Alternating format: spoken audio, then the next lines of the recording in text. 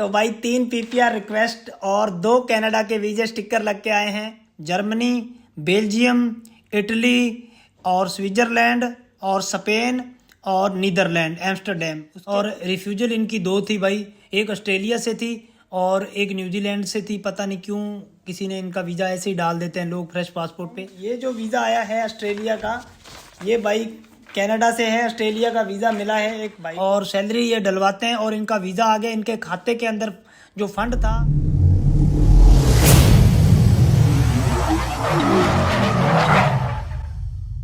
So guys welcome back to the channel. So guys यार, सबसे पहले भाई आप लोगों से रिक्वेस्ट है कि चैनल को प्लीज़ आप लोग सब्सक्राइब कर लीजिए। देखो भाई, बहुत सारे लोग मुझे ना कॉल करके बोलते हैं कि ना आप ना जब वीडियो स्टार्ट करते हो ना तो 2 मिनट तो मतलब ऐसे ही मतलब टाइम ख़राब कर देते हो। तो सही बात है भाई, उनका टाइम बहुत कीमती है। तो अब मैं बार बार नहीं बोलूँगा कि चैनल को सब्सक्राइब कर लो, क्योंकि आपको बता दूँ गिव अवे चल रहा है।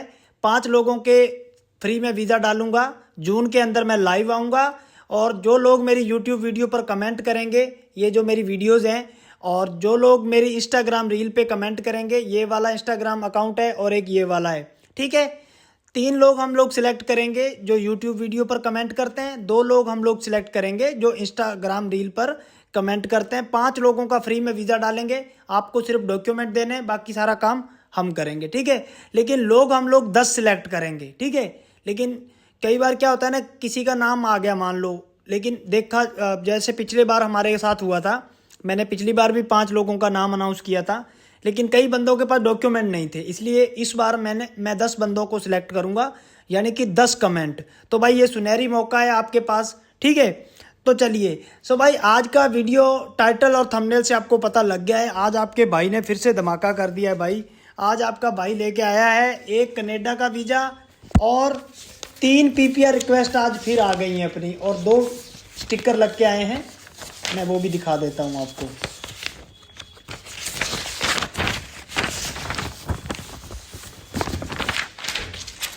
सो गाइज, आपके भाई ने डेली आपका भाई धमाके डालता है। आज आपके भाई ने फिर धमाका डाल दिया। देखो भाई, एक वीज़ा कनाडा से, ऑस्ट्रेलिया का वीज़ा आया है कनाडा से, और 3 पीपीआर रिक्वेस्ट आई हैं और 2 पासपोर्ट पे स्टिकर लग के आया है कनाडा का। तो भाई 1 मिनट। सो गाइस, अब मैं आपको बारी बारी दिखा देता हूँ। सबसे पहले मैं दिखा देता हूँ ये जो वीज़ा आया है ऑस्ट्रेलिया का, ये भाई कनाडा से है। ऑस्ट्रेलिया का वीज़ा मिला है एक भाई को, अपना पंजाबी भाई है, यानी कि 3 साल का वीज़ा दिया है इस भाई को।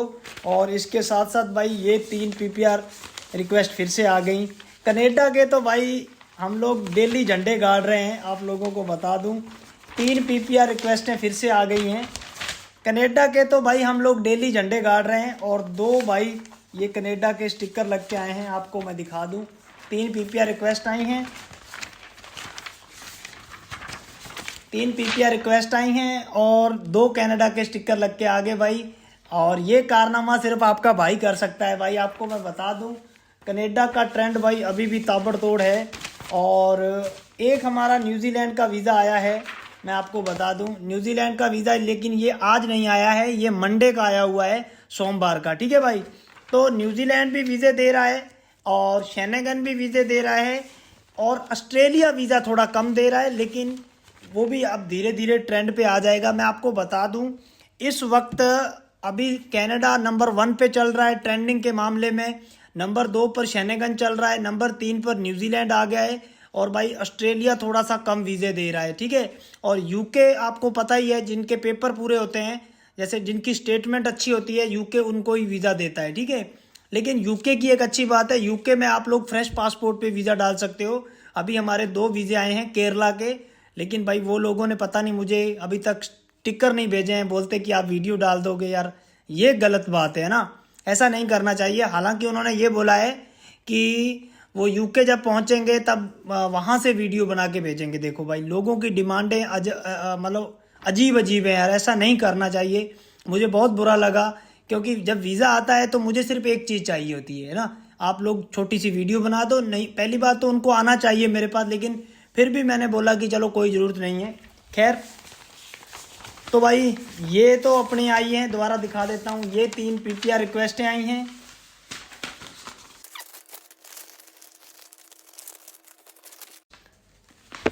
क्योंकि हमारा शॉट अच्छा आएगा जब हम थंबनेल लगाएंगे। तो भाई 3 पीपीआर रिक्वेस्ट और 2 कनाडा के वीज़े स्टिकर लग के आए हैं। आप लोग देख लो भाई, बहुत खुशी है। सो भाई 3 पीपीआर रिक्वेस्ट और 2 कनाडा के वीज़े। तो भाई कनाडा इस वक्त ट्रेंडिंग में चल रहा है, मैं आपको डेली बोलता हूँ। सो अब आज हम बात करेंगे, एक तो भाई हम बात करेंगे कि ये जो 3 पीपीआर, क्योंकि इन दोनों की बात मैं पहले कर चुका हूँ। आज हम बात करेंगे ये जो 3 पीपीआर रिक्वेस्टें आई हैं, आज ये जो 3 पीपीआर रिक्वेस्टें आई हैं, आज हम इनकी बात करेंगे। और एक हम बात करेंगे ये जो कनाडा से ऑस्ट्रेलिया का वीज़ा आया है, आज हम बात करेंगे ये जो कनाडा से ऑस्ट्रेलिया का वीज़ा आया है, आज हम इसकी बात करेंगे क्यों भी इसकी प्रोफाइल क्या थी। और मैं आपको एक चीज़ और बता दूं, कनाडा में जितने भी भाई रह रहे हैं, अगर किसी भाई को ऑस्ट्रेलिया डालना है, मैं आपको बता दूं कौन कौन बंदे हैं जो कि कनाडा से या यूके से या सिंगापुर से इस वक्त कौन कौन भाई हैं जो आउट ऑफ कंट्री रह रहे हैं, चाहे वो सिंगापुर है चाहे वो यूके है। इससे पहले का जो वीडियो आपने देखा जिसमें मैंने बताया था कि सिंगापुर और यूके से 2 ऑस्ट्रेलिया के वीज़े आए थे। और अब आप कनाडा में अगर आपके पास वर्क परमिट है और अगर आपकी सैलरी अच्छी खासी है, तो आप लोगों के पास इस वक्त सुनहरी मौका है। आप लोग ऑस्ट्रेलिया का वीज़ा डाल दो, ऑस्ट्रेलिया का वीज़ा ग्रांट हो जाएगा। अब मैं इनकी बात कर लेता हूँ, नवीन की। नवीन भाई का वीज़ा आया है। अब मैं सबसे पहले मैंने इनकी प्रोफाइल को ना इधर नोट डाउन किया हुआ है, क्योंकि 3 जो हमारे पास कनाडा की पीपीआर रिक्वेस्टें आई हैं उनकी भी प्रोफाइल हम लोग बात करेंगे।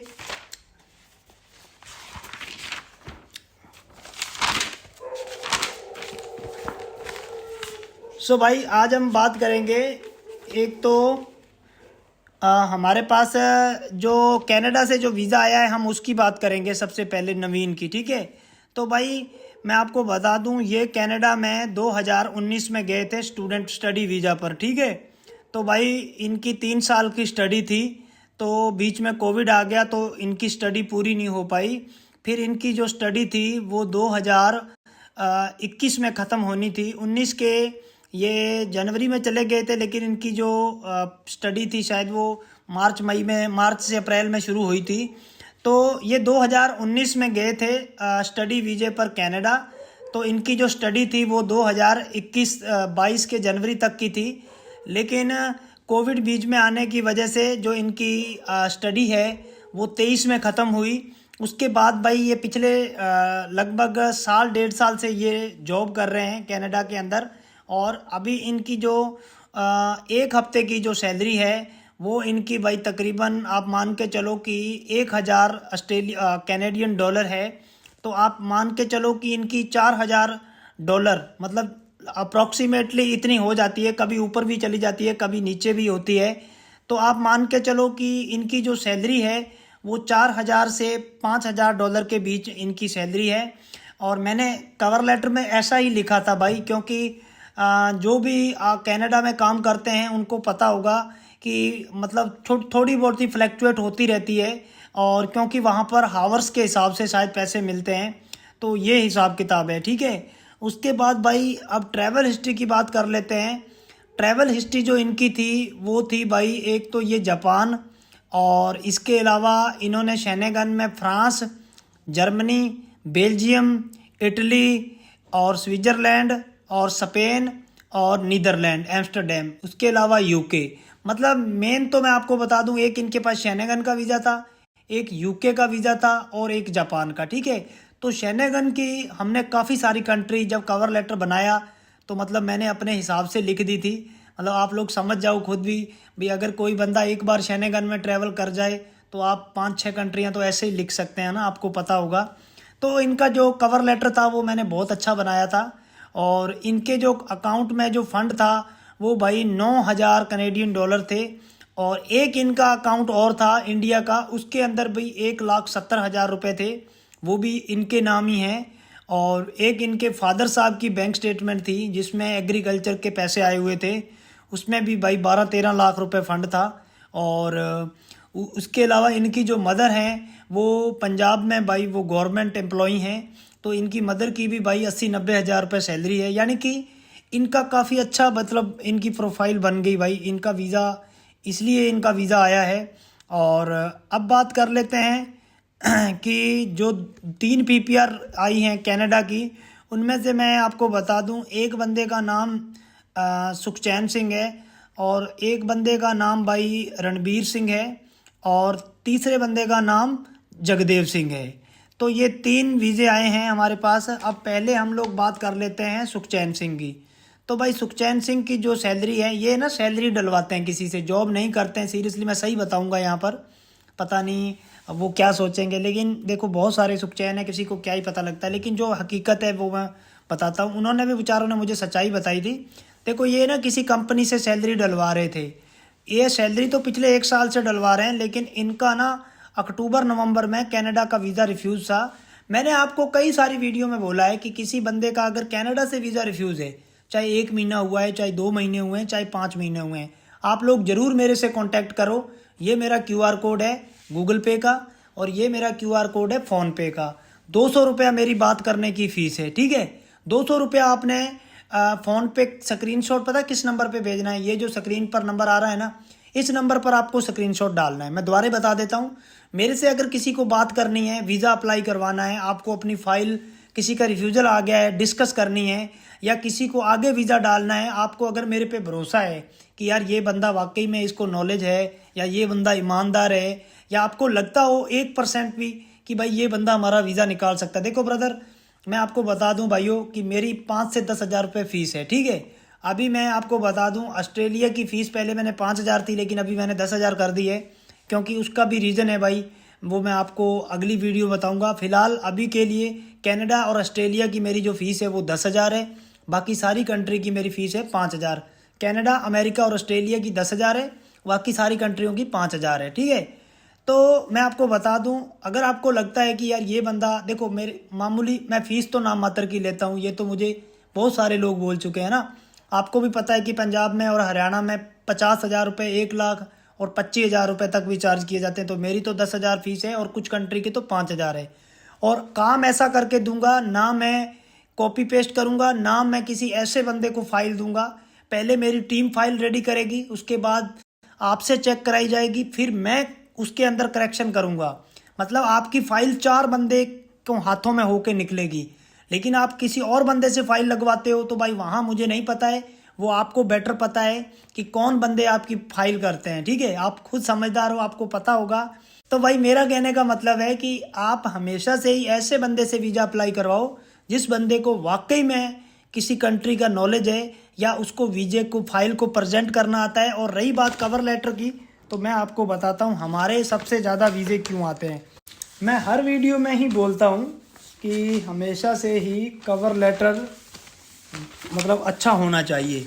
सारे वीजे, जो वीजे की रीढ़ की हड्डी होता है कवर लेटर। अब ये देखो, ये 4 पेज का कवर लेटर है, ठीक है। आप में से कुछ लोगों को लगेगा ये बड़ा है, लेकिन मैं आपको बता दूं बड़े से कोई दिक्कत नहीं है, जब तक वीज़ा ऑफिसर को ये ना लगे ना कि ये बंदा अपनी फाइल के प्रति कितना सीरियस है, या इसने जो चीज़ें लिखी हैं वो सेटिस्फाई हो जाएगा यार, उसको अच्छा लगेगा ऐसा कवर लेटर। देखो इस पर मेहनत लगती है।